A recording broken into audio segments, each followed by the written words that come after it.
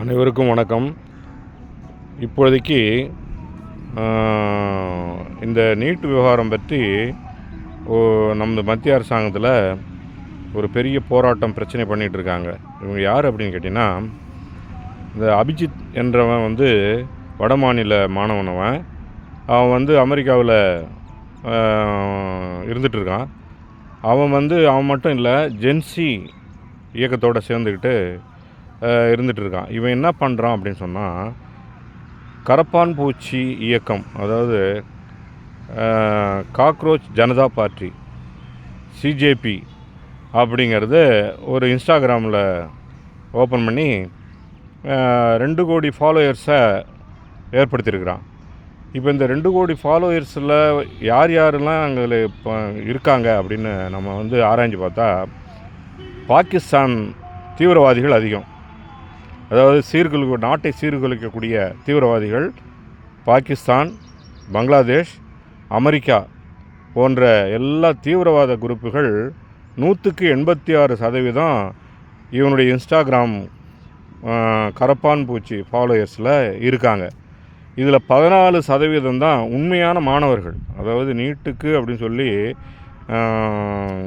போராட்டம் பண்ணக்கூடிய மாணவர்கள் யார் அப்படின்னா, நம்ம இந்தியா முழுக்க 14% தான். இந்த நீட்டை கொண்டு வந்தது யார் அப்படின்னு கேட்டால், காங்கிரஸ் கவர்மெண்ட்டு தான் கொண்டு வந்தது, இம்ப்ளிமெண்ட் பண்ணுச்சு. 2010 மன்மோகன் சிங் கொண்டு வந்தார். அதை கொண்டு இம்ப்ளிமெண்ட் பண்ணது காங்கிரஸ் தான். இன்றைக்கி மோடி கொண்டு வந்தார், மோடி அழிச்சிட்டாரு, மோடி தான் இதை நீட்டை கொண்டு வீணாக்கிட்டார் என்ன அப்படின்னு ஒரு பொய்யான தகவல்லாம் பேசுகிறாங்க. அது அந்த மாதிரி பேசக்கூடாது. காங்கிரஸ்காரங்க தான் இம்ப்ளிமெண்ட் பண்ணாங்க. அன்றைக்கி ராகுல் காந்தி எங்கே போனார் 2010? அன்றைக்கி அவங்க மினிஸ்ட்ரி தானே நடந்தது. மன்மோகன் சிங் தானே அது பண்ணார். அப்போ அவர் என்ன செலுத்தியிருக்கணும்? ராகுல் காந்தி இதை இம்ப்ளிமெண்ட் பண்ண வேண்டாம், இதை விடுங்க, மக்கள் பாதிப்பாங்க அப்படின்னு அன்றைக்கி சொல்ல வேண்டியதானே. இன்றைக்கி போராட்டத்தில் கலந்துக்கிறாரு. இதெல்லாம் ஒரு அரசியல் ஆதாயம் தேடுறதுக்காக ஒரு குரூப் தேடி சுற்றிட்டு இருக்கு அரசியல் வட்டாரங்களில். இதெல்லாம் ஒரு கிளப்பி விட்டோன்னா, அதாவது பொய்யான தகவல் கிளப்பி விட்டோன்னா, நாளைக்கு நம்ம 2029 ஆட்சிக்கு வந்துடலான்னு நினைக்கிறாங்க. நிச்சயமாக வர முடியாது. மோடி இருக்கிறவரையும், பிஜேபி கவர்மெண்ட் இருக்கிறவரையும் காங்கிரஸினுடைய காலங்கள்லாம் போயிட்டுது. அதுக்கு என்ன செஞ்சுருக்கணும்? இன்றைக்கி ராகுல் காந்தி துள்ளுறாரு. அன்றைக்கே காங்கிரஸ் தலைவர் பதவியை விட்டுட்டு வெளியில் ஓடினார். அன்றைக்கி அவங்க அப்பா செத்தார்ல, அவங்க அப்பா செத்த உடனே சோனியா காந்தி என்ன பண்ணியிருக்கணும்? நாட்டுக்காக நான் என் பிள்ளைய அர்ப்பணிக்கிறேன், அது இருந்தாலும் சரி தான், செத்தாலும் சரி தான். அன்றைக்கே அப்பா பிரதமர் இறந்தார் 91. இலங்கை தீவிரவாதிகள் தான் அவரை வெடி வச்சு கொண்டாங்கல்ல, அவர் செத்தார்ல. உடனே இவர் என்ன சோனியா காந்தி என்ன பண்ணியிருக்கணும்? பையனை உடனே பிரதமர் ஆக்கணும். எல்லோரும் விரும்பினாங்க. அதை பையனை பிரதமர் ஆக்கிறதுக்கு எல்லா காங்கிரஸ்காரங்களும் விரும்பினாங்க.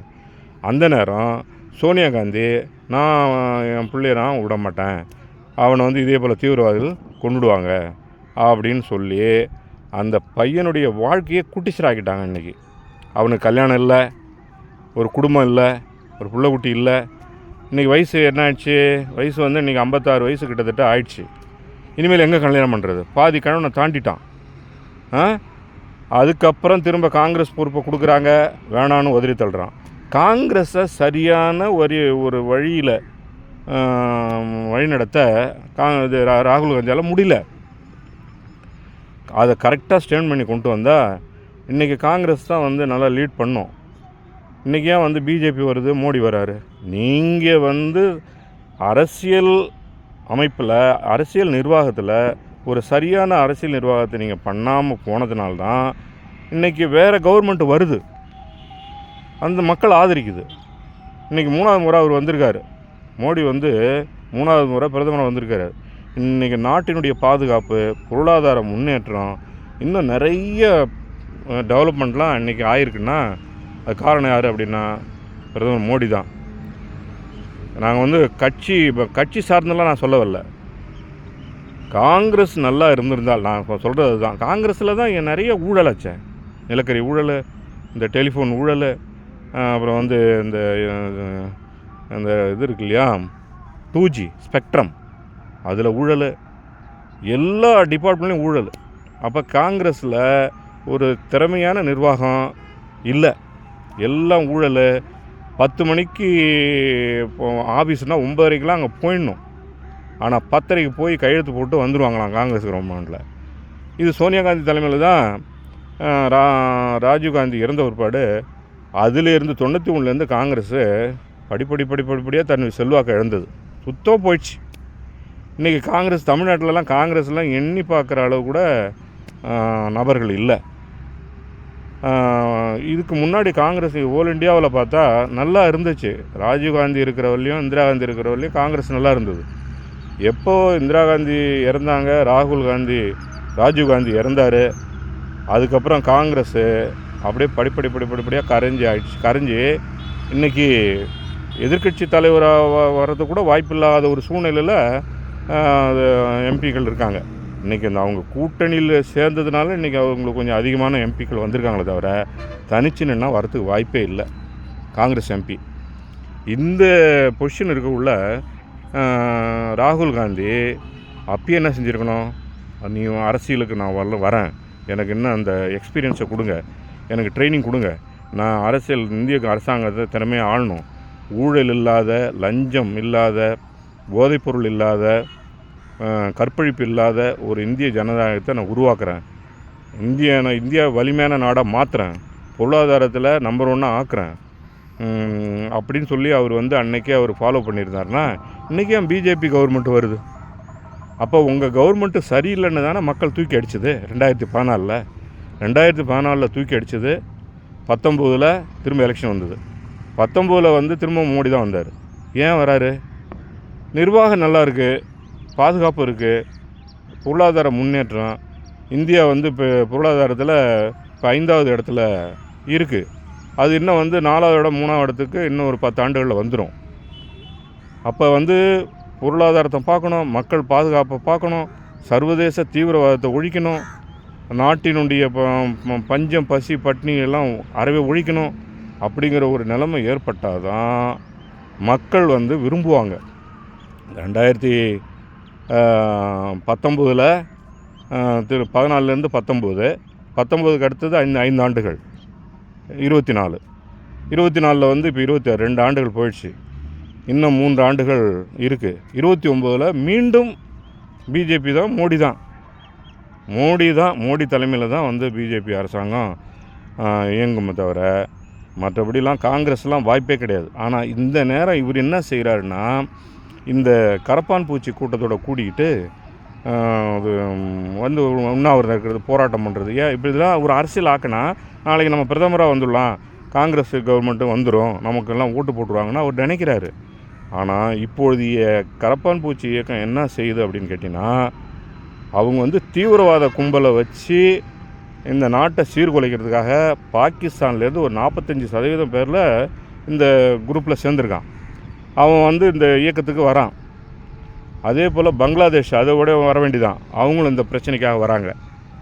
அமெரிக்கா, இந்த 3 நாடுகளும் சேர்ந்து தான் இது ஒரு தீவிரவாத குரூப்பு, இந்த நாட்டை சீர்குலைக்கணும், பொருளாதாரத்தை வீணாக்கணும், நாசமாக்கணும்னு சொல்லி இதுக்கு என்னடா ஒரு தலைப்பு வைக்கலாம் அப்படின்னா, கரப்பான் பூச்சி இயக்கம், நீட் தேர்வை ரத்து செய்யணும், தர்மேந்திர பிரதானை பதவி நீக்கம் செய்யணும். தர்மேந்திர பிரதான் நல்ல அமைச்சர் தான், அவர் ஊழல்லாம் பண்ணது கிடையாது, போல்டாக பேசுவார், எதாவது போல்டாக பேசுவார். இந்த அவரை கொஸ்டின் வெளியாச்சு, கொஸ்டின் 2 முறை வெளியாச்சு. இப்போ ஒரு முறை, இதுக்கு முன்னாடி ஒரு முறை கொஸ்டின் அவுட் ஆச்சு. அதுக்கப்புறம் தான் இப்போ என்ன பண்ண போகிறாங்க எல்லாருமே, நம்முடைய நீட் எக்ஸாமு எப்படி போகுதுன்னா ஆன்லைனில், இனிமேலாம் கொஸ்டின் பேப்பர் லீக் அவுட்டுக்கு வாய்ப்பே கிடையாது. ஆன்லைனில் மொத்தம் 20 லட்சம் பேர் எழுதுறீங்களா, 20 லட்சம் பேருக்கும் இது கொடுத்துருவாங்க, சென்டர் கொடுத்துருவாங்க. அந்தந்த சென்டரில் போயிட்டு நீங்கள் உட்காரணும். அங்கங்கே கம்ப்யூட்டர் டெஸ்க் இருக்கும், அங்கே போயிட்டு நீங்கள் ஆன்லைனில் அங்கே இது வரும், கொஸ்டின் பேப்பர் வரும். கொஸ்டின் பேப்பர் வரும்போது கேமரா, எல்லோருக்கும் கேமரா இருக்கும். அங்கே நீங்கள் அப்படியே அதை செலக்ட் பண்ண வேண்டியதான், வேறு ஒன்றுமே கிடையாது. ஆன்லைன் எக்ஸாம் தான் இனிமேல். நீட்டு இனிமேல் ஆன்லைன் வர்ற அடுத்த நீட்டு எக்ஸாம் வரும்போது ஆன்லைனில் தான் 21 லட்சம் பேருக்கு ரெடி பண்ணுறாங்க. இதுக்கு மேலே கொஸ்டின் லீக் அவுட்டுக்கு வாய்ப்பே கிடையாது. இந்த கொஸ்டின் லீக் அவுட் ஆகிறது அது ஒரு ஒரு குரூப் இருக்குது. அது காசு வாங்கிட்டு அது வெளியில் அனுப்புறது, இது மந்திரிக்கு தெரியாமலே சில வேலைகள்லாம் நடந்துகிட்ருக்கு. இதெல்லாம் இந்த காரணம் சாக்காக வச்சு இவர் என்ன பண்ணுறாரு, நம்ம வந்துடலாம், அடுத்து 2029 நாம் வந்துடலாம்னு நினைக்கிறாரு. நிச்சயமாக முடியாது. கனவு கண்டா கூட நடக்காது. இந்த சீட்டு கூட அடுத்த முறை வராது, காங்கிரஸுக்கு வராது. ஏன்னா காங்கிரஸில் ஒரு நிலையான, ஒரு தைரியமான, ஒரு முற்போக்குவாதியான ஒரு தலைவர் இல்லை. போல்டாக பேசக்கூடிய ஒரு தலைவர் இல்லை. காங்கிரஸ் பார்த்தா எல்லாம் கொள்ளடிக்க ஆரம்பிச்சிட்டான். காங்கிரஸில் உள்ள அமைச்சர்கள், மந்திரிகள் மத்தியில் ஃபுல்லாக கொள்ளை. அதனால தான் காங்கிரஸ் வீணாக போச்சு. நிர்வாகம் போயிட்டுது, காங்கிரஸ் கவர்மெண்ட்டில் நிர்வாகம் போயிட்டுது. அதனால தான் பொருளாதாரத்தில் டவுன் ஆகிட்டுது. இன்னும் காங்கிரஸில் இன்னும் ஒரு 10 ஆண்டுகள் இருந்திருந்தால் நம்ம பாரத தேசத்தை அடக வைக்க வேண்டியதான். வேறு யாராவது ஒருத்தவங்கள்ட்ட ஈடு வைக்கணும். ஈடு வச்சுட்டு அவன் உள்ளே புகுந்து நம்மளை அடக்குமுறை பண்ணுவான். இதான் நடந்திருக்கும். இன்னொரு 10 வருஷம் இருந்துருதா. அதுக்குள்ளே ஏதோ ஒரு வாய்ப்பு. பிஜேபியில் மோடி குஜராத்தில் 2 முறை 3 முறை சிஎம், 3ஆவது முறை சிஎம் ஆகிட்ட வந்தவர். அவர் நிர்வாகத்திறமெல்லாம் நல்ல நிர்வாகத்திறமை கரெக்டாக பார்க்குறாரு. நான் கட்சிக்காகலாம் சொல்லலை, பிஜேபி கட்சிலாம் கிடையாது, பொதுவாக சொல்கிறேன். பொதுவாக பிரதமர்னா யார் இப்போதைக்கு அப்படின்னா பிரதமர் மோடி தான். நல்ல நிர்வாகம், பாதுகாப்பு, பொருளாதார முன்னேற்றம். இப்போ நம்ம நாட்டிலே என்ன பண்ணுறாங்க, இது இருக்கு இல்லையா, இராணுவ உபகரணங்கள் எல்லாம் இங்கேயே தயாரித்து வெளிநாட்டுக்கு உற்பத்தி பண்ணி கொடுக்குறாங்க. அதே போல் ஏவுகணைகள், ராக்கெட்டை இங்கேயே தயார் பண்ணுற அளவுக்கு இப்போ நம்ம முன்னேறிருக்கிறோம். அதே போல் இந்த கல்வியை மாநில பட்டியலில் கொண்டு வரணும்னு சொல்கிறீங்க. இந்த கல்வியை மாநில பட்டியலில் இருந்து 76க்கு முன்னாடி, 1976க்கு முன்னாடி மாநில பட்டியல் தான் இருந்தது. அந்த 76க்கு அப்புறம் மத்திய பட்டியல் கொண்டு வந்தது யார்? இந்திரா காந்தி. எல்லாம் உங்கள் காலத்தில் நடந்திருக்கு. காங்கிரஸ் காலத்தில் தான் எல்லாமே நடந்தது. இன்றைக்கி மோடி பண்ணிட்டார். எல்லா இடத்துலையும் மோடி பண்ணிட்டார். ஒரு தப்பான தகவல்களை மக்களுக்கு அனுப்பி ஓட்டு வாங்கி நம்ம வந்துடணும். உங்கள் பாட்டி தான், ராகுல் காந்தி சொல்கிறேன், உங்கள் பாட்டி தான் இந்த 76ல் மாநில பட்டியலில் இருந்ததை மத்திய பட்டியலுக்கு கொண்டு வந்தாங்க. அன்னையிலேருந்து இன்று வரை மத்திய பட்டியலில் தான் இருக்குது. மாநில பட்டியலுக்கு கொடுக்க முடியாதுன்னு சொல்லிட்டாங்க. நம்ம மாநில பட்டியல் வேணும், இது இவர் தான் பண்ணிட்டாங்கிறது தப்பு. மாநில பட்டியலுக்கு எதுவும் வராது. அவங்களாம் மத்திய பட்டியலில் கொண்டு போயிட்டாங்க. வேணால் நீங்கள் என்ன செய்கிறீங்க, அந்த கல்வி நடைமுறையை மும்மொழி கொள்கை அப்படிங்கிறத நீங்கள் மறுக்கிறீங்க. அது கவர்மெண்ட்டில் உங்கள் பாலிசி, அது மாநில பாலிசி, மத்திய பாலிசி அது இருக்குது. அது எப்படி நடக்குங்கிறது தெரியல. ஆனால் மாநில பட்டியலுங்கிறது வாய்ப்பே கிடையாது. அதே போல் நீட்டு ரத்து செய்யணுங்கிறது வாய்ப்பே கிடையாது. ஏன்னா சுப்ரீம் கோர்ட்டு சொல்லிடுச்சு. 2010 சுப்ரீம் 16ல் 2010 பிரதமர் மன்மோகன் சிங் இருக்கக்குள்ள நீட்டை கொண்டு இம்ப்ளிமெண்ட் பண்ணார். அது ஒரு 2 வருஷம் ஓடிச்சு. 3ஆவது வருஷம் ஒரு பிரச்சனை ஏற்பட்டது. 2013 ஒரு பிரச்சனை ஏற்பட்டு திரும்ப சுப்ரீம் கோர்ட்டு ஸ்ட்ராங்காக சொல்லிட்டுது, நீட்டு கட்டாயம், மருத்துவ தேர்வுக்கு நீட்டு கட்டாயம், மருத்துவ படிப்புக்கு நீட் கட்டாயம்னு சொல்லிட்டுது. அதனால் இனிமேல் நீட்டு ஒழிக்கணுங்கிறீங்களே, உயிர் சம்பந்தமான ஒரு மருத்துவ படிப்பு தானே அது. இப்போ மற்ற எல்லாத்துக்குமே எக்ஸாம் இருக்குல்ல, ரயில்வே எக்ஸாம் இருக்குது, பேங்க் எக்ஸாம் இருக்குது, டிஎன்பிஎஸ்சி இருக்குது, குரூப் இருக்குது, அதுக்கப்புறம் சிவில் சர்வீஸ் இருக்குது, எல்லாத்துக்கும் எக்ஸாம் இருக்குது. ஆனால் மருத்துவ படிப்புக்கு மட்டும் எக்ஸாம் இருக்கக்கூடாது. அதை கேன்சல் பண்ணணும், நீட்டை எடுத்துடணும். அது எந்த விதத்தில் நியாயம் சொல்லுங்கள், நீங்களே சொல்லுங்கள். மருத்துவ படிப்பு என்பது ஒரு உயிரை சார்ந்தது, ஒரு உயிர் விஷயம். இதில் நீங்கள் இப்போ போராடுறீங்களே, நாளைக்கு நீங்கள் டாக்டர் ஆகிட்டா நீங்கள் பெரிய தீவிரவாதி ஆகிட மாட்டீங்க. இன்றைக்கி போராடுறீங்களா, பார்க்குறேன் தீர்க்குறேன், நீட்டை எப்படி கொண்டு வந்தீங்க அப்படின்னு சொல்லி இன்றைக்கி போராடுறீங்களா நீங்கள். அப்போ இந்த போராடும்போது நாளைக்கு நீங்கள் ஒரு டாக்டராக வர, நாளைக்கு ஒரு பேஷண்ட் வரான், நீ என்ன பண்ணுவ, எடுத்து உன்னுடைய சதசாலி அதால் எடுத்து 4 இருக்கு போடா, இதாண்டா மருந்துன்னு சொல்ல மாட்டேன். நீ ஒரு தீவிரவாதி மாதிரி நடக்காது. ஒரு மருத்துவம் என்பது மக்கள் சார்ந்தது. அன்பாக அதே போல் சகிப்புத்தன்மையாக நடக்கக்கூடியது தான் மருத்துவம். அந்த மருத்துவத்துக்கு வந்து நீட்டு எக்ஸாம் இருக்கிறது நல்லது தான். அதை வந்து எடுக்கிறது தப்பு. நீ எடுக்க சொல்கிற, ரைட்டு, எடுத்துருவோம். எடுத்துகிட்ட பிற்பாடு பணக்காரன் பூரா 8 கோடி 10 கோடின்னு கொடுத்து சீட்டை வாங்கிட்டு போயிடுறான். அப்போ அதில் சீட்டு ஃபுல்லாகிடுது. அப்போ வந்து இந்த படித்த பசங்கள்லாம், ஏழை பசங்கள்லாம் இருக்காங்க இல்லையா, இந்த பாமர பசங்கள்லாம் இருக்காங்கள்ல, அவங்களுக்கு சீட்டு கிடைக்காம போயிடுது. அவங்க மார்க் அடிப்படையில் பார்க்க போனால் அவங்களுக்கு அது கிடைக்கிறதுக்கு வாய்ப்பு இல்லை. அப்போ பணக்காரன் பூரா அந்த மருத்துவத்துறையில் காசை கடிச்சிட்டு உள்ளே போயிடுறான். உள்ளே போயிட்டு ஜாலியாக அவன் படிக்கிறதில்ல, ஜாலியாக அப்படியே போவான். ஒரு நாள் போவான், ஒரு நாள் கிளாஸுக்கு போக மாட்டான். அப்புறம் 5 வருஷம் முடிச்சுட்டு ஒரு அட்டையை வாங்குவான், டிகிரி வாங்குவான். அப்புறம் என்ன பண்ணுவான், டவுரி, வரதட்சணை ஒரு பெரிய இடத்துல. இப்போ வந்து ஒரு மெடிக்கல் எக்ஸாம் வந்து காசு கொடுத்து எல்லாத்தையும் வாங்கிட்டு வரான்னு வச்சுங்க. ஒரு 10 கோடி 20 கோடிக்கு முடிச்சுட்டு வரான் வெளியில். அவன் வந்து வரதட்சணை வாங்குறது 50 கோடி. அப்போ அதில் ஒரு 30 கோடி ரூபா லாபம். இது ஒரு வியாபாரம். இது யாருக்கு? பணக்காரங்களுக்கு. அதனால தான் நீட்டு வேணாம். அரசியல்வாதிகளும் அதுதான். அரசியல்வாதிகள் இவங்களெல்லாம் வந்து ஒரு இதாக பயன்படுத்திக்கிறாங்க. இந்த மாணவர்களை ஒரு கைக்கூலியாக பயன்படுத்தி அரசியல் ஆதாயம் தேடி நாம் வந்துடணும் அப்படிங்கிறத அவங்க பார்க்குறாங்களே தவிர, உண்மையிலேயே நீட்டு வந்து இப்போ தமிழ்நாட்டில்னு கேட்டோன்னே நீட்டு இருக்கிறது நல்லது தாங்க.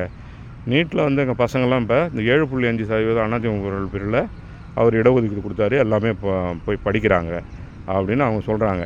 நீங்கள் எதுக்கு எடுத்தாலும் நீட்டு வேணான்னா என்ன அர்த்தம் சொல்லுங்கள் பார்ப்போம்.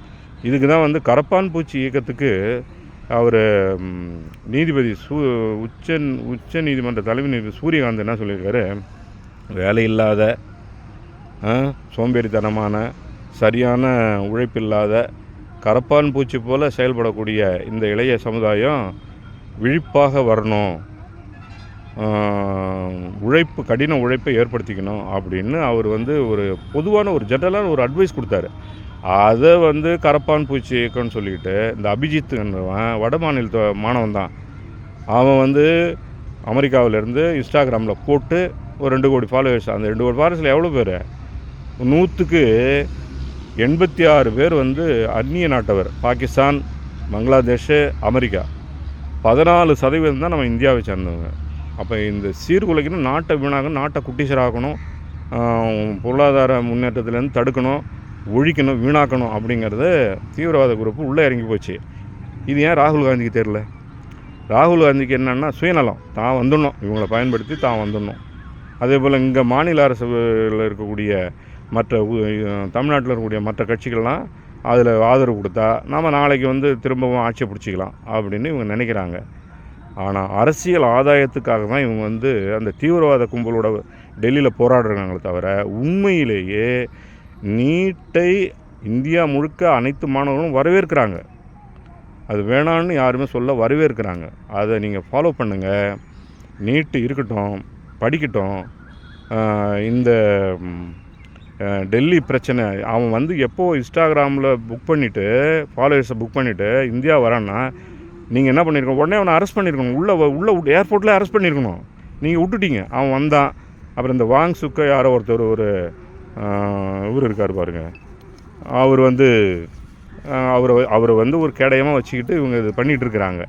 இதை நீங்கள் உண்ணாவிரதம் போராட்டம்னு அறிவிக்கிறது நீங்கள் விட்டுருக்கக்கூடாது. பட்டுன்னு இராணுவத்தை உள்ளே இறக்கி அவங்கள அப்பயே ஆரம்பத்திலே, அதாவது ஒரு செடி சின்னதாக முளைக்கக்குள்ளேயே அந்த செடி விஷ செடின்னு தெரியுது, அதை அப்படியே பிடிங்கணும். நீங்கள் எப்படி மத்திய அரசாங்கம் விட்டீங்க, இதை ஃப்ரீயாக எப்படி விட்டீங்க, வளர விட்டீங்க? இன்றைக்கி வளர்ந்து இன்றைக்கி வந்து ஒரு தீவிரவாத ஒரு பொருளாதாரத்தை வீணடிக்கக்கூடிய ஒரு நிலைமையில் இன்றைக்கி வந்துட்டுது. அதை நீங்கள் விட்டுருக்கக்கூடாது. அதுதான் வந்து எங்களுடைய மக்களுடைய கருத்து. அதுதான் நீங்கள் ஆரம்பத்தில் அவன் உள்ளே வரும்போதே அவனை அரெஸ்ட் பண்ணணும். அந்த இயக்கம் ஆரம்பிக்கிறதுக்குள்ளே இராணுவத்தை உள்ளே இறக்கியிருக்கணும். நீங்கள் எப்படி மத்திய அரசாங்கம் விட்டீங்க? இந்த அமித்ஷா தான், உள்துறை அமைச்சர் அமித்ஷா தான் எப்படி உள்ளே விட்டார்? உடனே அவர் என்ன பண்ணியிருக்கணும், விழிப்போடு இருந்திருக்கணும். ஆரம்பத்திலே கிள்ளி எரிஞ்சிருக்கணும். விட்டு அவங்கள வந்து உண்ணாவிரதம் இருக்க சொல்லி போராட்டம் பண்ண சொல்லி அவங்க அடிச்சுக்கிட்டு ஒட்டச்சிக்கிட்டு அவன் தாங்க வந்தவன் பூரா தீவிரவாதி, எல்லாம் தண்ணி அடித்தவனா, போதை மாத்திரையான் எல்லாம் சொல்கிறாங்க. அவன் வந்து நீட்டுக்காக அவன் வரல, தர்மேந்திர பதவி விலகனுக்காக வரல, நாட்டை சீர்குலைக்கணுங்கிறதுக்காக தான் 100 பேரில் 86 பேர் தீவிரவாதி தான் வந்திருக்கான், 14 பேர் தான் போராடுறான் அப்படிங்கிறது தான் கணக்கு. அதனால் இதை மத்திய அரசாங்கம் அடியோடு இந்த உண்ணாவிரத போராட்டம்னு சொல்லி தீவிரவாத கும்பல் உள்ளே வந்ததை அடியோடு ஒழிக்கணும். அதுக்கேற்ற இராணுவ நடவடிக்கை எடுத்து சுத்தமாக ஒழித்து நாட்டினுடைய அமைதியை ஏற்படுத்தி நாட்டினுடைய பொருளாதார முன்னேற்றத்துக்கு அனைவரும் ஒத்துழைக்கணும்னு சொல்லி கேட்டுக்கிட்டு என்னுடைய இந்த உரையை மக்களுக்கு வெளிப்படுத்துகிறேன். இது கமெண்ட் பண்ணுங்கள், ஷேர் பண்ணுங்கள், சப்ஸ்கிரைப் பண்ணுங்கள். இது எல்லாருக்கும் ஷேர் பண்ணுங்கள். நன்றி, வணக்கம்.